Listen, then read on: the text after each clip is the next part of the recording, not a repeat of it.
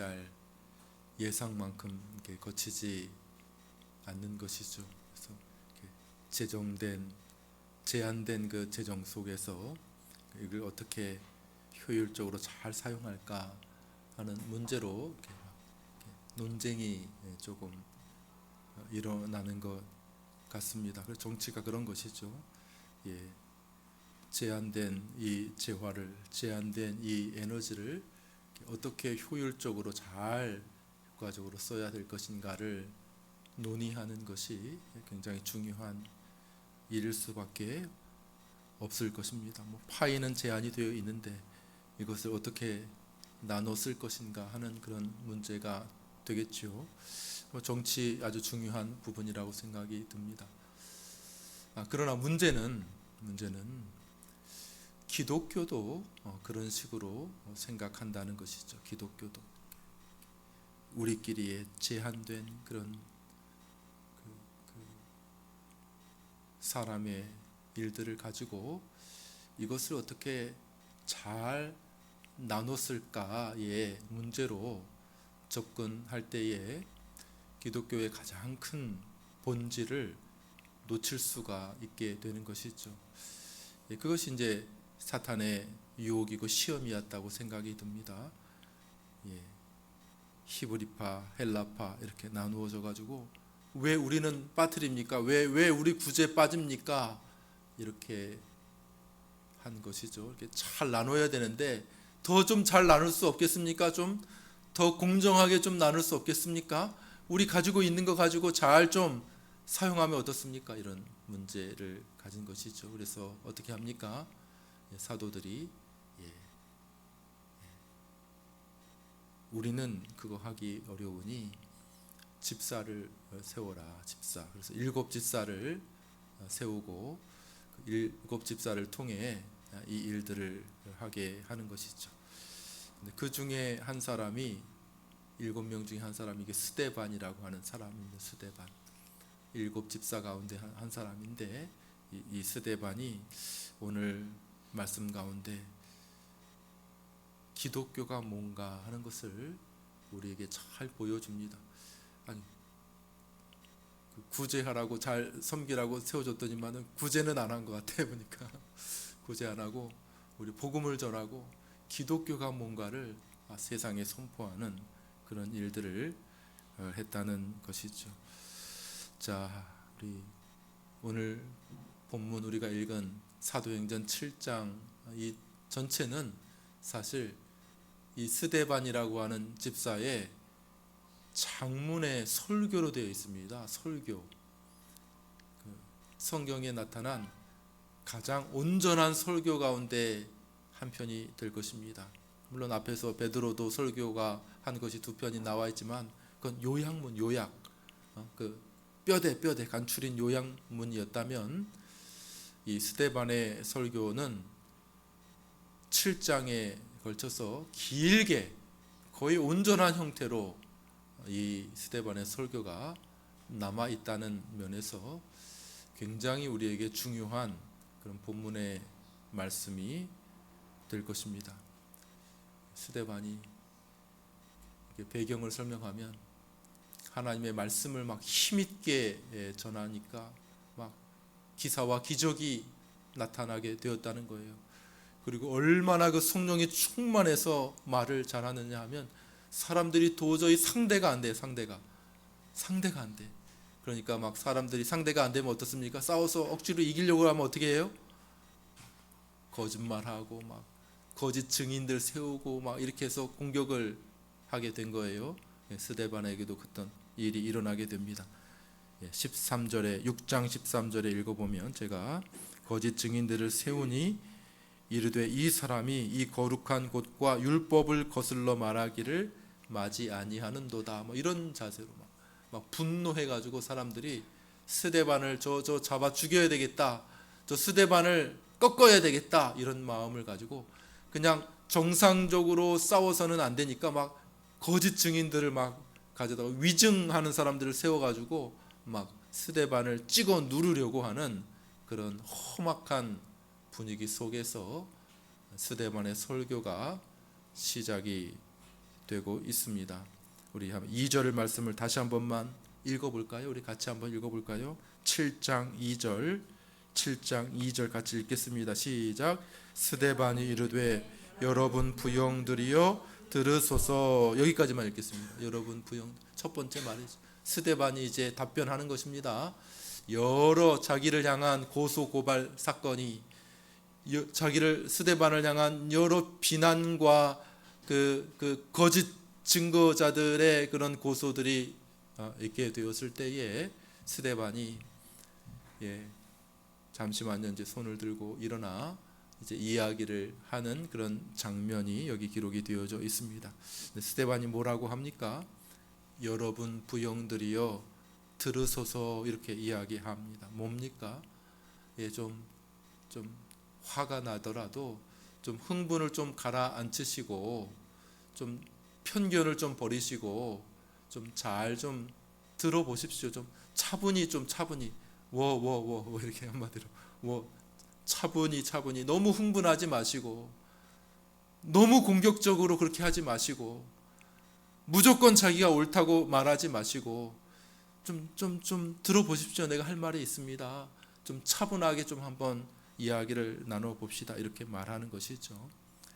많은 사람들이 착각하는 문제가 이렇게 기독교가 이렇게 사람을 흥분시킨다는 거예요. 사람을 막 그냥 막 이렇게 음악을 이용해 가지고 막 사람을 막 흥분시킨, 죄송한 말이지만 이제 가스라이팅 같은 거예요. 가스라이팅. 무당이 막 춤춰가지고 막 사람을 혼미하게 해가지고 막 자기가 원하는 대로 이렇게 끌고 가듯이 그런 것 아니야? 뭐 기독교를 잘 모르는 사람들이 그렇게 얘기하겠죠. 아유, 젊은이들 저 음악을 가지고 저 흥분시켜 가지고 자기가 원하는 대로 데려가려고 하는 거 아니야? 이렇게. 그러나 기독교는 그런 것이 아니고, 여기 스데반을 보십시오. 스데반 너무 흥분했습니다. 여러분들, 여러 부형들이요, 좀 들어보십시오. 들어보세요. 분노를 좀 가라앉히고 자신의 그 감정을 좀 가라앉히고 무조건 옳다고 얘기하지 말고, 막 요즘에 정치도 막 그냥 들으려고 하지 않아. 팬덤 정치라고 얘기해요. 그래서 막 그냥 우리 편은 무조건 옳아, 상대편은 무조건 나빠. 이게 좀 잘못된 것 아닙니까? 아니, 좀 감정을 좀 누그러뜨리고 좀 차분하게 하고 좀 뭐가 옳은지 좀 차분하게 생각하고 한번 좀 토론해 봅시다. 이렇게. 그게 아니에요. 그냥 잘못하든 못하든 뭐 죄를 짓든 어떻게 하든 무조건 우리 편은 옳다, 이렇게 하면 대화가 안 되고 점점 극단으로 사회가 분열되지 않겠습니까? 안 들어. 이성이 마비돼 있어. 논리가 통하지가 않아. 이렇게 하면서 그래서 나쁜 정치인들이 그렇게 하죠. 이렇게 분노를 정치가 이제 사람들의 분노를 유발시켜서 그 에너지를 쓰는 거거든요. 사실 대부분의 사람들이 그렇죠. 그냥 사람들 가만히 있는데 잘못되지 않았습니까? 잘못되지 않았습니까? 이렇게 해가지고 이쪽도 저쪽이 더 잘못된 것 아닙니까? 이렇게 해서 분노를 유발시켜서 이렇게 서로 이제 정치 에너지로 삼는 경우가 많이 있죠. 그죠? 이제 기독교도 그런 것 아닌가 사람들이 의심하지만 스데반이 말합니다. 여러분 부형들이여 좀 들어보세요. 흥분을 좀 가라앉히고 그 분노를 좀 누그러뜨리고 좀 차근차근히 한번 생각해 봅시다. 이렇게 스데반이 이야기를 하는 것이죠. 우리 다시 한번 읽어보겠습니다. 다시 한번 7장 2절 읽겠습니다. 시작. 스데반이 이르되 여러분 부형들이여 들으소서. 메소포타미아에 있을 때에 영광의 하나님이 그에게 보여. 이렇게 말하고 있습니다. 스데반이 차근차근히 따져봅시다. 당신들이 그렇게 주장하고 있는데 차근차근히 한번 따져봅시다. 그래서 역사에부터 길게 이제 7장에서부터 그 아브라함으로부터 시작되는 거예요. 어이구, 그 처음으로부터 거슬러 올라가서 그냥 우리 조상 아브라함, 당신들이 다 그 아브라함의 후손이라는 거 자부심을 느끼고 있지 않습니까? 그 아브라함으로부터 한번 시작해 봅시다. 이렇게 이야기하는 거예요. 이 사람들이 공격하는 게 다 그런 거죠. 혈통. 예?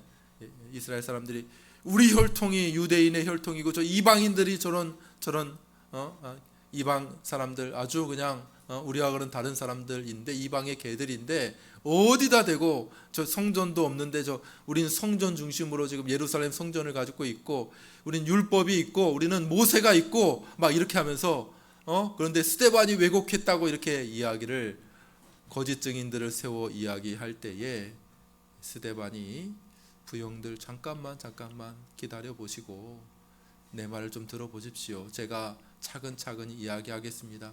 당신들이 그렇게 우리의 조상 아브라함 좋아하고 율법 이야기하고 하나님의 성전 그렇게 이야기하고 좋아하고 그 자부심을 가지고 있는데 한번 내 말 들어보십시오. 그러면서 역사를 이야기합니다. 아브라함이 메소포타미아에 있을 때에 영광의 하나님이 그에게 나타나셨습니다. 이렇게 이야기를 하고 있는 것이죠. 사실 당신들은 예루살렘 요 성전에 꽁꽁 묶여가지고 하나님도 그곳에 가두려고 이렇게 하고 있고 아브라함은 당신의 것인 것처럼 이야기하고 당신의 믿음의 조상인 것처럼 이야기하고 내가 아브라함의 후손인데 이렇게 하면서 그 혈통을 자랑하고 교만해 있지만은 그러나 잘 한번 생각해 보십시오. 하나님이 아브라함을 만난 곳이 어디입니까? 예루살렘 성전 아닙니다. 하나님이 아브라함을 하나님을 그렇게 좁게만 말씀하지 마십시오. 하나님이 아브라함을 어디서 만났어요? 메소포타미아. 어딘데요? 거기가 메소포타미아가 유대 땅도 아니고 유대와 가까운 하란도 아니고 훨씬 이전에 저 멀리 요즘에 그 이스라엘 향해 폭탄 쏘고 있는 저 이란 그 먼 나라에서 거기서 지금 막 이렇게 유도탄 쏘고 그러잖아요. 그 이란 그 멀리 있는 그 이방의 땅 거기서 메소포타미아에서 영광의 하나님이 그에게 나타나셨다 이렇게 말하고 있는 것이죠. 그러니까 깜짝 놀라는 거예요. 이 사람들이 좁은 생각, 예루살렘 성전 이것이 없는 저 이방 나라, 우리는 아브라함의 혈통 후손, 우리는 하나님의 말씀인 율법을 가지고 있다 이렇게 주장하고 다 무시하고 죽이려고 했는데 그런데 스데반이 아니요, 다시 한번 생각해 보십시오. 다시 한번 아브라함이 여기 유대 땅에 있기도 전에 그 중간엔 하란에 있기도 전에 훨씬 더 전에 저 메소포타미아에 있을 때에 어떻게 됐다는 거예요? 영광의 하나님이 그에게 나타나셨습니다. 이게 기독교예요. 이게 기독교. 기독교란 그렇게 좁디 좁은 하나님을 가두고 우리가 가지고 있는 것이 뭐냐? 우리의 혈통이 뭐냐? 우리의 예루살렘 성전이 뭐냐? 우리의 율법이 뭐냐? 이것 따라서 누가 잘 지키냐? 요거를 가지고 예수님 믿고 구원받는 것이 아니고 기독교는 본질적으로 훨씬 더 크고 위대한 것이다. 하나님은 요 성전에 머물러 있는 것이 아니라 훨씬 더 위대하신 우리 하나님입니다 라고 말하고 있는 것이죠. 기독교의 복음은 사람이 논의하고 사람이 뭐의 필요에 따라서 나누고 요즘에 이제 미국식 스타일로 교회 소비자 한번 따라해볼까요? 소비자 중심의 교회. 요즘에 소비자 중심의 교회를 지향하는 거 소비자 중심. 그래서 어떻게 해야 된다는 겁니까? 교회가 잘 되려면 소비자 중심인 사람들이 어떻게 생각하느냐. 사람들의 그 필요를 민감하게 반응하고 그 필요를 나눠주고 사람들이 불편하면 조금 그걸 없애고 막 이렇게 소비자 중심으로 이렇게 기독교가 흘러가야 된다 이렇게 말을 하고 있는 것이죠. 그러나 스데반은 잠깐만 기다려 보십시오. 사람 중심으로 우리끼리 뭘 나누고 우리끼리 필요한 것이 뭔지 생각하고 그렇게 해가지고 시작된 것이 아니라 다시 한번 따라해 봅시다. 영광의 하나님이 거기서부터 기독교는 시작된다는 것이죠. 우리끼리만의 모임이라면 우리끼리만의 만나서 우리가 가진 것 가지고 나눠주고, 우리가 가진 것 가지고 서로 돕고, 우리가 가진 것 가지고 서로 필요에 따라 나눠주는 그 정도의 모임이라고 하면 이 세상과 다를 것이 뭐냐는 것이죠. 그건 정치에서 하는 거. 정치에서 자, 가지고 있는 거 다 한번 내 보십시오. 그 자원 가지고 우리가 그 어떻게 효율적으로 잘 쓸 수가 있겠습니까? 그 정치가 하는 것이죠. 기독교는 그런 것이 아니라 사람들끼리 모여가지고 으쌰 자, 우리가 가진 것은 이런 것 이렇게 나눕시다, 이렇게 하는 것이 아니라 기본적으로 어떻다는 거예요? 위가 열려요. 위가 열려 있어요. 위가 닫혀 있고 우리끼리만 모여서 사람이 필요하고, 사람의 힘은 어느 정도고, 우리가 가진 재정은 어느 정도고, 우리가 가진 사람은 몇 명이고, 이렇게 하는 것이 아니라 영광의 하나님이 시작하셨다고 이야기를 하고 있다는 것이죠. 중요합니다. 영광의 하나님이 메소포타미아에서 아브라함을 찾아오셨다. 이 영광이라고 하는 단어는 좀 정의하기가 굉장히 좀 어렵습니다. 복합적이고 좀 포괄적인 단어가 이 영광이라는 단어예요. 아마 스데반이 의도적으로 쓴 것 같아요. 의도적으로. 하나님이 그 아브라함을 찾아오셨다 이렇게 얘기하지 않고 영광의 하나님이 아브라함에게 말씀하셨다 이렇게 이야기를 합니다. 굉장히 복합적이죠. 영광이라는 말은 그 원어상으로는 굉장히 무겁다 그런 의미를 가지고 있지만은 그걸로 뭐 다 표현할 수 없고, 크다, 위대하다, 이 영광이라고 하는 말 그런 의미가 포함이 되어 있고, 야, 도대체 우리로서는 도대체 이해가 안 됐다, 참 경이롭다, 참 놀랍다 그런 의미가 또 포함이 되어져 있고, 야, 여기 엄청나다, 능력이 엄청나다, 그런 우리와는 좀 다르다, 우리를 초월해 있구나, 뭐 그런 의미가 이 영광이라는 단어에 다 포함이 되어져 있다고 할 수 있습니다. 하나님을 표시하는데 영광의 하나님이 이렇게 말하고 있는 것이죠.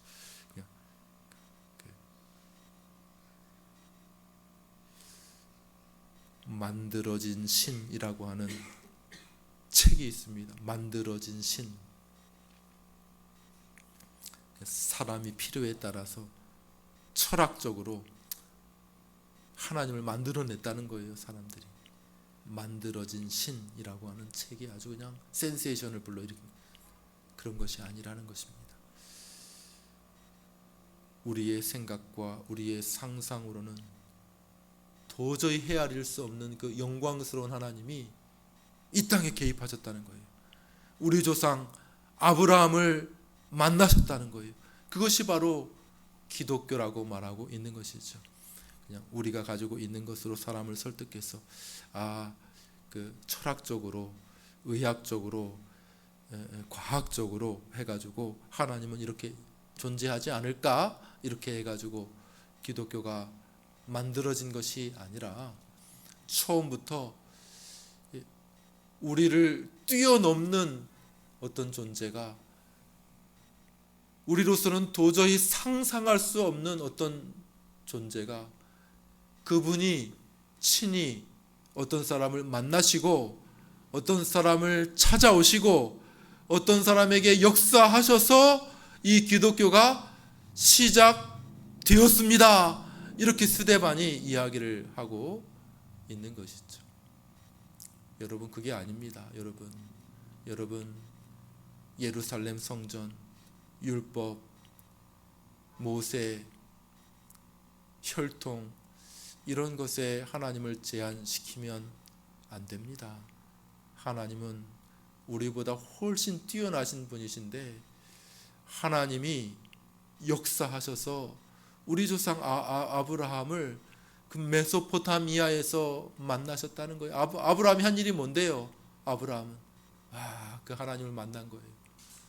자기가 뭐 만나달라고 한 것도 아닌데 예상치 못하게, 기대치 못하게 하나님이 어느 날 어느 순간 아브라함을 찾아오셨습니다. 아브라함이 깜짝 놀랐어요. 그리고 그 하나님 앞에 압도되었습니다. 자신에게 말씀하시는 하나님의 음성을 듣게 되었습니다. 듣지 않을 수가 없어요. 그리고 그 말씀에 순종할 수밖에 없는 것이죠. 왜냐하면 너무 압도적이니까. 아브라함이 믿음이 좋아가지고 다른 사람은 아닌데 아브라함 때문에 그렇게 된 것이 아니라 그 영광의 하나님이 아브라함을 찾아오시니 아브라함이 압도되어져서 하나님 말씀에 순종하지 않을 수 없는 거죠. 그래서 자기 고향 친척집을 다 떠나 이 유대 땅으로 오게 되었습니다.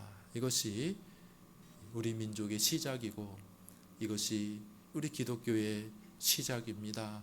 이렇게 스데반이 이야기를 하고 있는 것이죠. 아브라함만 만나신 것이 아니라 성경에 보면 여러 사람을 하나님께서 만나셨고 그 만난 하나님의 사람들의 반응들이 성경에 기록이 되어져 있는 것을 볼 수가 있습니다. 그게 기독교라는 거예요. 그게 하나님이 역사하셨다는 거예요. 하나님이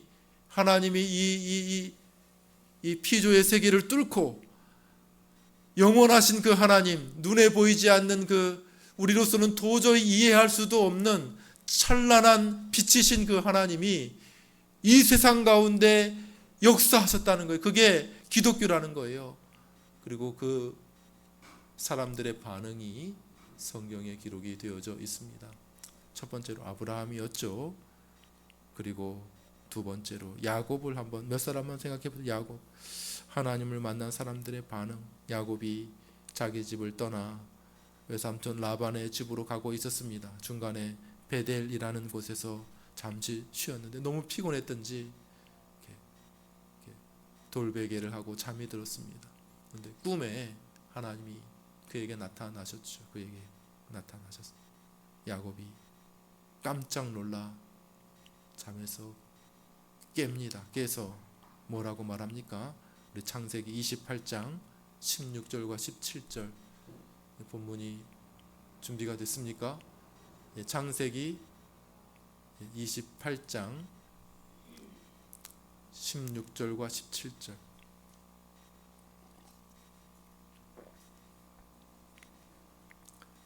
제가 읽겠습니다.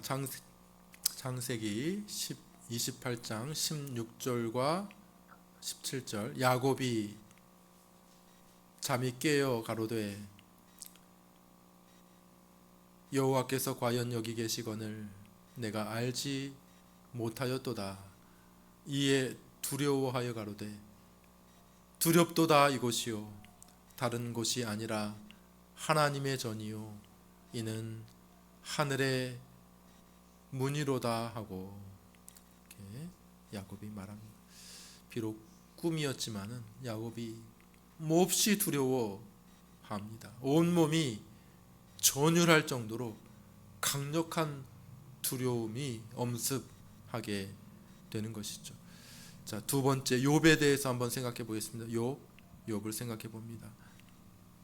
욥이 많은 고난을 받았습니다. 친구들이 처음에 욥을 위로하러 찾아왔다가 누구의 잘못이냐에 따라서 이제 논쟁을 하게 되죠. 논쟁을. 그래서 막 욥기를 보면 수많은 말폭탄들이 막 쏟아져요. 거기에 막 논쟁들이 막 길게 막 한 페이지 한 장 정도의 논쟁이 막 길게 이어지게 됩니다. 친구들이 자기 논리와 자기의 생각과 자신의 판단을 따라서 막 욥을 막 비난하고 욥을 공격을 합니다. 욥도 마찬가지예요. 욥도 변호를 하죠. 자기를 변호합니다. 그렇지 않습니다. 나름대로 자신의 판단과 자신의 근거에 있어서 막 스스로를 변호합니다. 그런데 마지막 부분에 하나님이 욥을 찾아오시죠. 욥이 어떻게 반응합니까? 어떤 일이 일어납니까? 한번 성경을 읽어볼까요? 성경 욥기 42장 5절 6절 욥기 45장 2장 5절 6절 말씀 제가 읽습니다. 내가 주께 대하여 귀로 듣기만 하였사더니 이제는 눈으로 주를 배움나이다. 그러므로 내가 스스로 화나고 티끌과 재 가운데서 회개하나이다. 욥이 친구들과 논쟁을 벌였어요. 치열하게 나름대로 자신의 입장을 변호를 했습니다. 그러나 하나님이 찾아오시자 욥이 입을 막습니다. 욥이 아이고 내가 어리석은 말을 했네요. 내가 잘못했네요. 이렇게 하면서 입을 막 더 이상 할 말이 없습니다. 그가 할 수 있는 일이라고는 뭡니까? 먼지에 앉아서 회개합니다. 하나님, 저는 먼지에 불과합니다. 저는 이 티끌하고 똑같은 존재입니다. 영광의 하나님 앞에 하나님이 나타나시자 그 전에는 그냥 친구들이 다 모여가지고 욥을 막 비난할 때 욥도 할 말이 있었어요. 야, 너희들 대단하냐? 나도 배울 만큼 배웠다. 야, 너희들 그렇게 돈 많다고 나도 돈 많아 봤다. 야, 너희들 대단하다고 나도 너희들만큼 대단하다. 서로 논쟁을 하였으며 논쟁을. 너희들이 똑똑하냐? 그래, 나도 너희들만큼 그래 부족하지 않다. 논쟁을 하였습니다. 그런데 영광의 하나님이 욥에게 나타나시니까 욥이 입을 다물고 그동안에 계속 말했는데 한마디 하면 욥이 얘기하고 한마디 하면 또 욥이 얘기하고 한마디 하면 또 욥이 얘기하고 이렇게 했는데 하나님이 나타나시자 욥이 침묵합니다. 손으로 막고 하나님 앞에 저는 먼지에 불과합니다. 먼지와 티끌에 앉아 회개합니다. 똑같습니다. 제가 먼지로 보십시오. 저는 먼지에 하나님의 영광이 나타나자, 영광의 하나님이 그 앞에 나타나자 나는 먼지에 불과합니다. 이렇게 말하고 있는 것이죠. 마지막 한 사람만 더 보겠습니다. 이사야입니다. 이사야 선지자. 나름대로 훌륭한 선지자예요. 아주 막 A급 선지자입니다. A급. 그리고 귀족 출신의 누구한테나 빠질 것이 없는 아주 훌륭한 선지자입니다. 겉으로 보기에는 남부러울 것이 없는, 하나 빠질 것 없는 그런 선지자입니다. 그러나 그가 하나님을 뵙게 됩니다. 이사야 6장 5절을 또 제가 읽습니다. 이사야 6장 5절 이사야 선지자가 말합니다. 화로다 나여 망하게 되었도다. 나는 입술이 부정한 사람이요 입술이 부정한 백성 중에 거하면서 만군의 여호와이신 하나님을 왕을 베었음이로다. 이사야의 반응이었습니다. 저 높이 보좌에 앉으신 하나님을 이사야가 보게 되었을 때에 그 영광의 하나님을 대면하게 되었을 때에 그 옷자락이 길게 늘어지고 그 앞에 스랍들이 하나님을 노래하고 거룩하다 거룩하다 거룩하다 지극히 완전히 거룩하신 우리 하나님 이렇게 노래하는 장면을 보게 되었을 때에 그 영광의 하나님이 그 이사야의 눈앞에 분명하게 드러나게 되었을 때에 이사야의 반응 화로다 나여 망하게 되었도다. 망하게 나는 입술이 부정한 사람인데 이렇게 고백하지 않을 수가 없었다고 하는 사실입니다. 기독교는 뭔가 바로 이 하나님을 만나는 것, 이 하나님을 대면하는 것, 그것이 바로 기독교라고 말할 수가 있는 것이죠. 하나님을 만난 사람들의 반응을 여러분들이 보시죠. 야, 이 사람이 하나님을 만났나 못 만났나 하는 것을 알 수 있는 방법이 뭔지를 여러분들 느끼실 것입니다. 뭡니까? 하나님 앞에 자기 자신이 얼마나 부족한지 깨닫는 것이 기독교의 시작인 줄 믿으시기를 바랍니다. 이전에는 나도 할 만큼 나도 이 정도면 괜찮은 사람이야. 나도 이 정도면 배울 만큼 배웠어. 나도 이 정도면 가질 만큼 가졌어. 나도 이 정도면 자존심이 있지. 이렇게 했던 사람들이 하나님을 대면하자 그 영광의 하나님 앞에 나는 아무것도 아니요 죄인일 뿐이고 지옥의 형벌을 받기에 합당한 죄인일 뿐입니다. 이것이 바로 하나님을 만난 사람들의 한결같은 자세였음을 성경이 우리에게 보여주고 있는 것입니다. 말씀을 정리하고 맺습니다. 파스칼이라는 사람이 있어요. 아주 유명한 사람인데 팡세로 남겨져 있고 수학자이기도 하고 철학자이기도 한 파스칼이 죽었을 때에 그 옷 속에서 종이 뭉치가 하나 발견됐다는 거예요. 파스칼의 옷에서. 그래서 그것을 이제 펼쳐서 사람들이 읽어보니까 이런 글이 기록이 되어져 있습니다. 영화롭도다. 영화롭도다. 영화롭도다. 아브라함과 이삭과 야곱의 하나님을 배웠도다. 이렇게 말했다는 것이죠. 그리고 그 이후로 파스칼이 철학자들이 말하는 하나님을 아주 모욕적으로 생각했다는 거예요.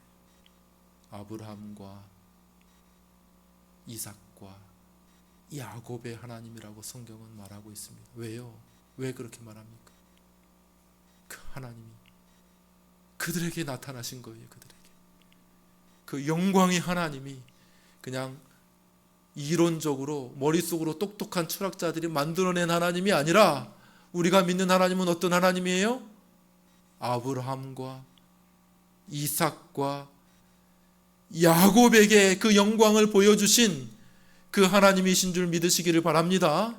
그들이 그거를 본 거예요. 그들이 깜짝 놀란 것입니다. 야, 왜 아브라함과 자꾸 성경이 왜 아브라함의 하나님, 이삭의 하나님, 야곱의 하나님이라고 말하냐면 그들에게 하나님이 그 영광을 보이시고 나타나셨다는 것입니다.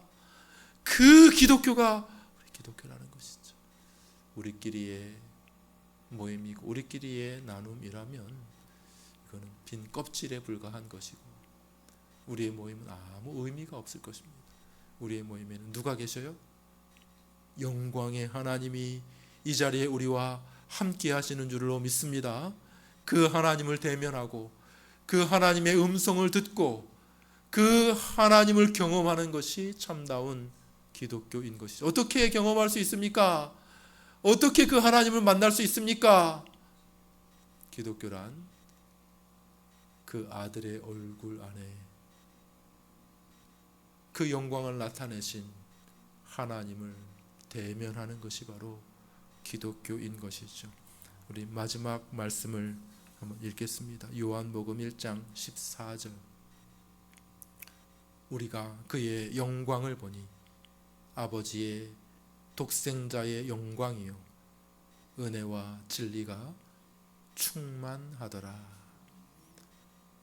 기독교란 그 아들 안에 그 아들의 얼굴 안에 자기 자신을 나타내 주신 하나님의 영광을 보는 것이 바로 기독교인 것이죠. 가시관이 쓰여져 있었어. 고난으로 일그러져 있고 피가 흐르는 그 아들의 얼굴 안에 하나님의 영광이 새겨져 있다는 것입니다. 그 아들의 그 얼굴 안에 나타난 하나님의 영광을 아는 빛을 우리에게 비추셨느니라. 성경이 그렇게 이야기를 하고 있다는 것이죠. 기독교는 뭡니까? 그 아들, 그 영광을 보기 위하여 그 아들에게로 가는 것입니다. 하나님의 그 영광을 경험하고 그 하나님의 그 영광을 대면하기 위해서 그 아들에게로 가는 것입니다. 우리를 위하여 피를 흘리신 그 아들의 그 얼굴 안에서 하나님의 거룩하심과 하나님의 의로우심이 무엇인지를 분명하게 세워놓으셨다는 것이에요. 죄를 지으면 반드시 피 흘리지 아니하고는 안 된다고 하는 하나님의 그 거룩함이 그 아들의 그 피 흐르는 그 얼굴 속에 새겨져 있다는 것이에요. 그럼에도 불구하고 우리를 사랑하셔서 그 아들을 대신 우리를 위하여 희생하시는 그 하나님의 그 놀라운 사랑이 그 아들 안에, 그 아들 얼굴 안에 우리에게 드러나게 되었다는 것이죠. 이것이 바로 기독교인 줄 믿습니다. 여러분들은 그 하나님을 만나셨습니까? 그 영광 앞에 나 자신이 얼마나 초라한 존재인지 깨달으셨습니까? 이것이 기독교의 출발이고 이것이 기독교의 모든 것임을 믿습니다. 그 하나님을 더욱 대면하는 저와 여러분들 되시기를 주님의 이름으로 축원합니다. 우리 찬송하겠습니다. 찬송가 286장 286장을 같이 찬송하겠습니다.